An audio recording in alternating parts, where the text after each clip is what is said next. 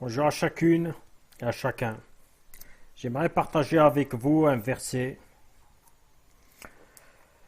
face à cette situation que ce monde traverse. On voit tous que nous passons par une pandémie qui touche tout le monde.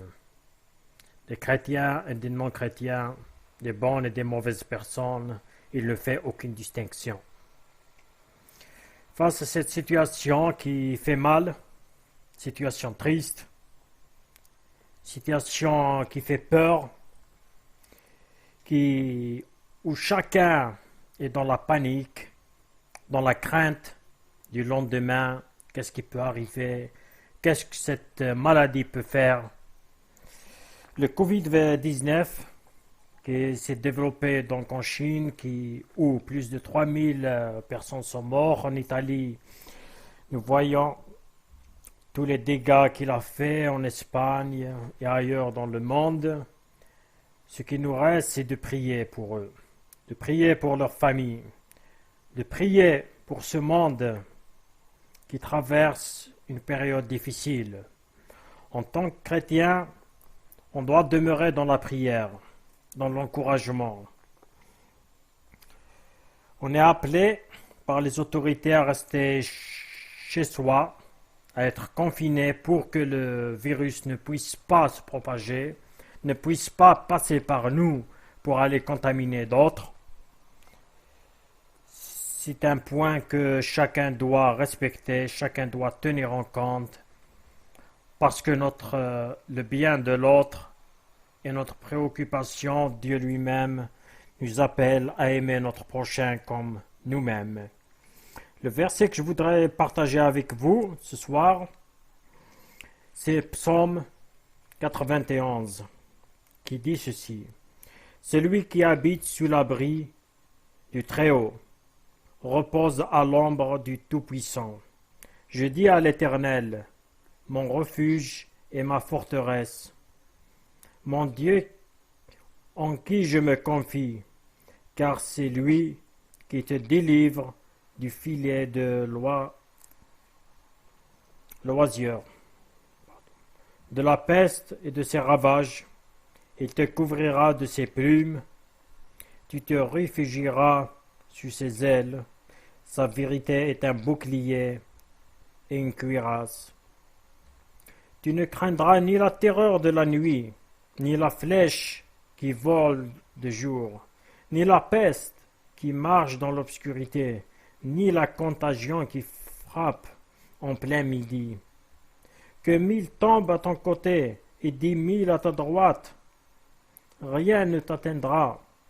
Tu regardes seulement de tes yeux et tu verras la rétribution des méchants.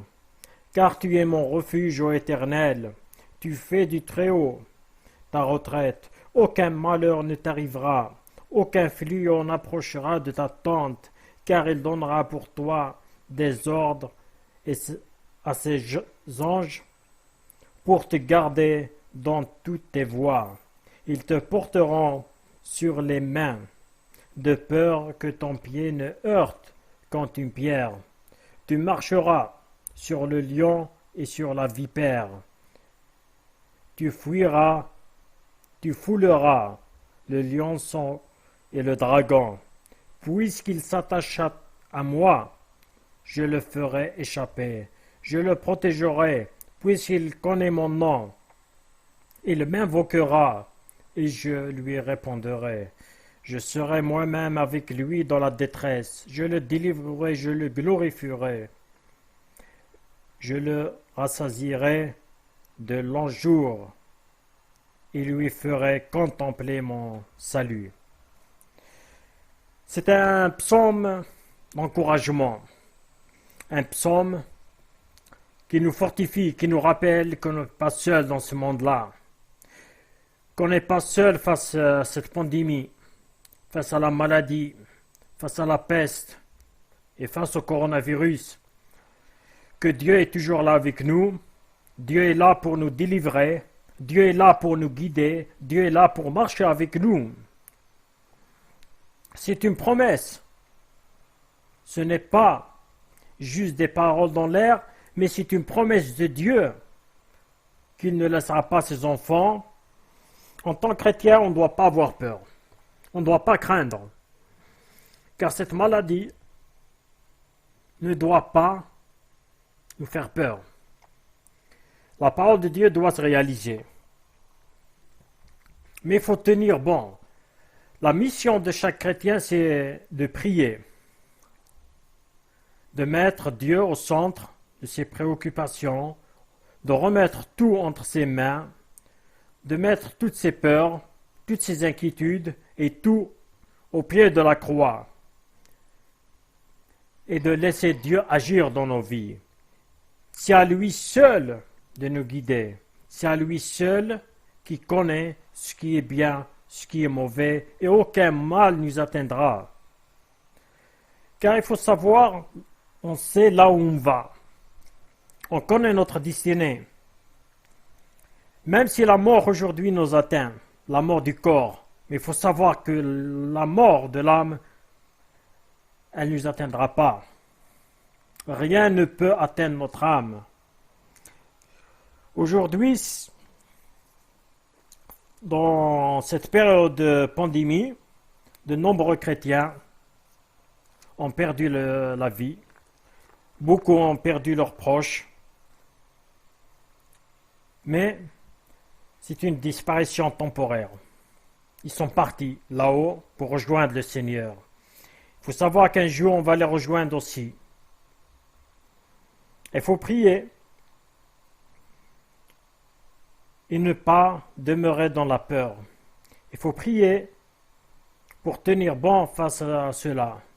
De nombreux chrétiens dans l'histoire de l'humanité ont traversé par de nombreuses épidémies, par la peste, par la choléra, par la grippe espagnole, par des guerres, par toutes les épidémies, par des tempêtes, Ce n'est pas la première et ce ne sera pas la dernière. Donc, je vous encourage à demeurer dans la prière et à mettre vos peurs de côté, vos craintes, et remettre tout entre les mains de Dieu, lui seul qui peut nous sauver, lui seul qui peut mettre fin à cette épidémie qui touche ce monde. Que Dieu bénisse chacun d'entre vous. Que Dieu bénisse ce monde. Que Dieu bénisse ceux qui sont loin de lui, qui puissent ouvrir les yeux pour qu'ils puissent savoir que tout peut les toucher, que ce monde est faillible, ce monde est fragile, tout peut nous frapper, mais que le seul refuge, c'est entre les mains de Dieu. Priez pour ce monde, priez pour vos prochains, que ce soit les chrétiens ou les non-chrétiens, pour qu'ils puissent ouvrir les yeux et revenir à Dieu, car Dieu frappe à leur porte, car Dieu leur tend la main, car Dieu veut les sauver, veut les délivrer, veut les faire rentrer dans sa maison, dans son royaume, car on est en période de la fin des temps, la période de la grâce peut prendre fin, et ça sera trop tard. C'est aujourd'hui qu'il faut agir, c'est aujourd'hui qu'il faut demeurer dans la joie de l'Éternel, dans la foi, dans la prière, car seule la prière peut délivrer les cœurs. Et c'est Dieu qui touche les cœurs et qui délivre ceux qui sont loin de lui. Je vous encourage à relire et à méditer ce psaume 91 et à demeurer dans la joie de l'Éternel. Que Dieu vous bénisse. Gloire à Dieu.